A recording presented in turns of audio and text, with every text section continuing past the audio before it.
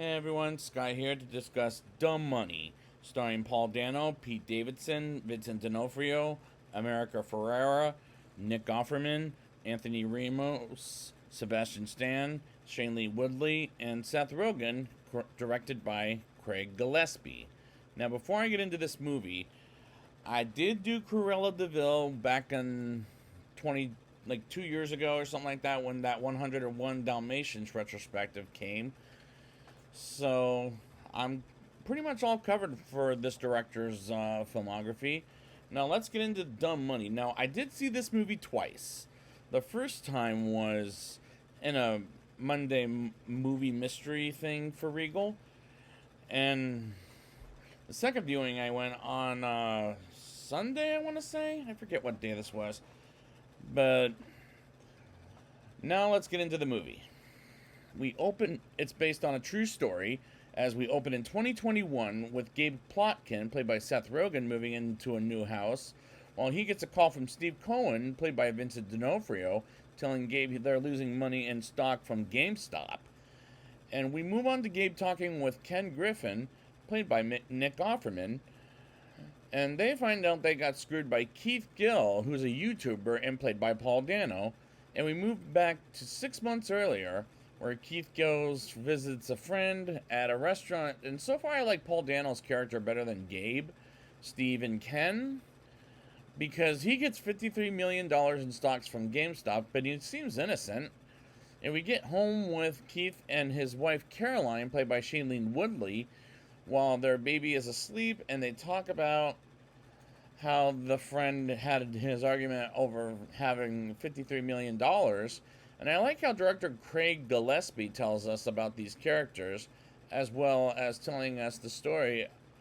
Keith films videos on his YouTube named Roaring Kitties and talks about the stocks at GameStop, while a nurse named Jenny, played by America Ferrera, and this is her second movie with a great performance since Barbie this year, where I reviewed her and really liked her in the movie also, and her co-worker slash friend named Chris, and they talk about buying stock from GameStop. And I like the character America Ferrera plays in this movie, as it's shot tremendously. In Detroit, Michigan, we meet a GameStop employee named Marcus Barcia, played by Anthony Ramos, as he has a better performance here than in Transformers Rise of the Beasts that he was in earlier this year, rapping for his boss. So we move on and get introduced to Keith's asshole brother, Kevin, played by Pete Davidson, whom once again is the most annoying character, as he had the jokes, and the motherfucker annoyed the crap out of me. And again, he's proving my point on why I don't like him as an actor slash comedian. But I like Anthony Ramos in this role and performance. We move on to college students, lesbians, Harmony Williams and Riri, and they're fun to watch. And the actress who played Harmony I reviewed before in Spielberg's take on West Side Story, and the actress who plays Riri, I don't know at all, while they're buying stock from GameStop. And they talk about it at a party. And we move on to Gabe having lunch, as well as having a conversation with Steve, and we get footage from TikTok about the GameStop's stock. And Keith gets double the money from the stock, and he brings up how he lost his sister Sarah, whom we never were introduced to her because she died before the movie ever started. And Jenny gets gasoline from a gas station and has a brief conversation with a stranger. And I'm liking this movie quite a bit, despite I don't like the Wall Street people and Pete Davidson's character. Harmony brings up a store called Shopco to Riri, as she says, fuck the Wall Street people, which I agree with and said when I got out of the movie for the first time. So I was glad they beat me to it, because they make an excellent point, because Harmony's father had Shopco as the owner of the store, and the motherfuckers at Wall Street screwed them over. And I like that message for any small-time business owners. Should take advice to not work for Wall Street, which unfortunately is it true, but isn't true, I'll say, but I wish it was, which makes perfect sense. We get introduced to Vlad Tenev, played by Sebastian Stan, who's the character I despise in this movie, and Sebastian Stan always does a good job at playing antagonists. Keith and Kevin go to Sarah's grave, and with their parents Elaine and Steve, and Steve is played by Clancy Brown, not the Vincent D'Onofrio character. And I like these characters and Keith more than Kevin at this point.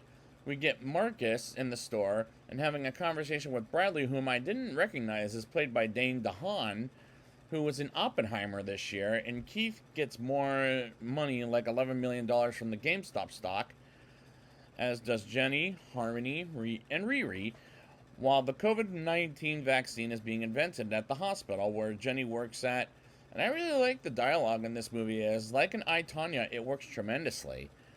We learn Gabe is married with children, and his wife is played by an actress that I've seen in Oppenheimer as well as a few other movies, like a Juno, for example, like an actress named Olivia Thirlby, whom I've also seen, like I said, in Juno and the Judge Dredd remake with Carl Urban, and this character works fine in this movie. We move on to the opening scene continued as the stock is continuing to raise more million, as they have 9 million, maybe 10, while Gabe is listening to the news on the TV while he's about to go on an interview on the TV, and he chickens out by closing the computer, which is hilarious to me, as he writes the damage is $6.8 million. And Gabe calls Steve and Ken to ask them for $6.8 million. And we move on to a dinner with Keith, Caroline, Kevin, Steve, and Elaine having an argument about Keith selling the stock, in which he's refusing to do so.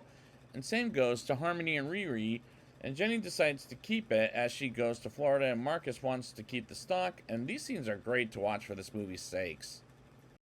The Wall Street motherfuckers turn off the stock selling from them, and Keith, Caroline, Harmony, and Riri learn about it while Keith gets a call from his job, and Vlad gets a call from a Wall Street operative and begs for $3 billion, while Jenny sees the account buyout is not an option, and so does Harmony and Riri, as well as Marcus and Keith and Caroline.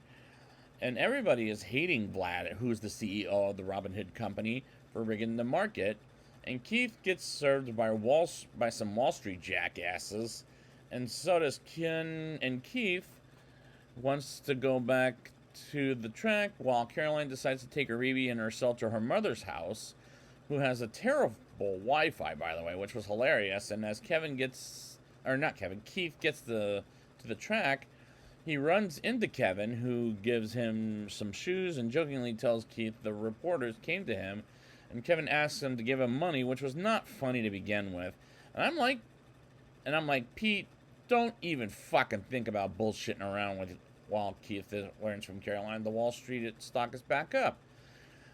And Harmony and Riri are excited about being it back on, and I like the climax thus far, as it's gripping me to see if Keith is going to prison or not. Vlad, Gabe, Ken, and Keith are going to talk in front of judges, and they practice on how to handle this case, and the day comes and Ken talks first, and Jenny doesn't believe him on his bullshit, and Gabe goes next, and he starts on mute like an idiot he would be, and Vlad, as people believes he's lying his ass off, and Keith talks and people believe him more, and I was scared for him as I was on the edge of my seat. Keith says he likes the stock and doesn't plan on selling any of it anytime soon, and luckily he doesn't go to prison, but he buys the stock while Marcus keeps his money from the GameStop stock, and Kevin gets a Ferrari, and the movie ends with real-life footage of the real-life people on the TV 2 years ago. And Keith and Kevin run on the track naked, and the climax works quite well for this movie, as this is a great movie in my opinion. Now it's time for my rating. I'll give this movie a 8.4 out of 10.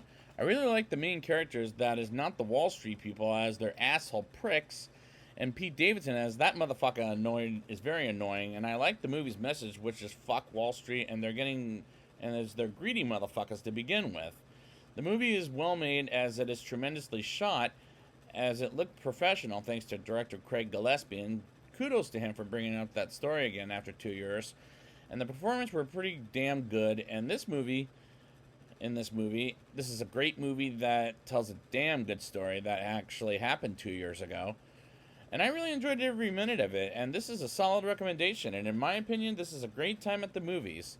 So I'd like to thank you guys for joining me for the Craig Gillespie filmography, and until then, surprise!